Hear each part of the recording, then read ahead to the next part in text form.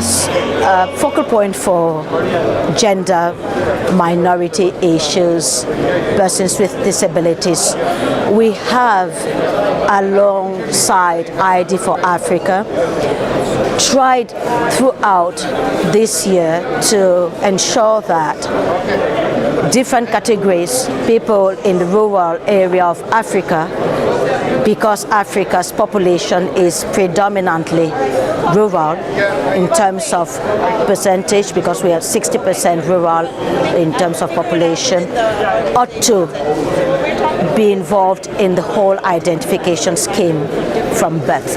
We have enclaved zones in Africa. We have inaccessible zones. We have, amongst others, 84 million persons in Africa who suffer from different types of disabilities. And these persons are human beings like you and I with fundamental human rights. Unfortunately, because some of them don't hear, some of them can't speak, some of them don't see, some of them suffer from motion issues, and because some of them come from rural zones who are not necessarily literate, who don't understand official languages, and who, because they're equally blind and so can read like you and I, they don't have access to all the information around identification, the importance of it, and then the gains behind identification in terms of the Sustainable Development Goals. So we've got to work for them, speak for them, we've got to be the voice for them. No one should be left behind, if you look at it, if we have to be honest. And so it's important, that's what we've been talking about this year.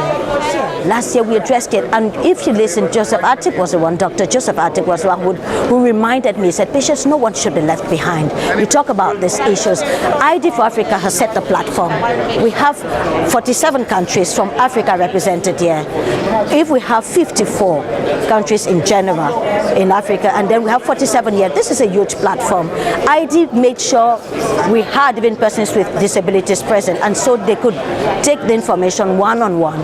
They gave this platform. We of different countries can go back and restitute what we've learned from here, and ID tells you through the 16.9 target of the Sustainable Development Goals, we all have to be on board. So the different messages in terms of sensitization, in terms of the iconic communication we've seen around, we're all involved, from children to persons with disabilities, the kind of PowerPoints we presented with the images, it says it all. So not everybody around had access to that.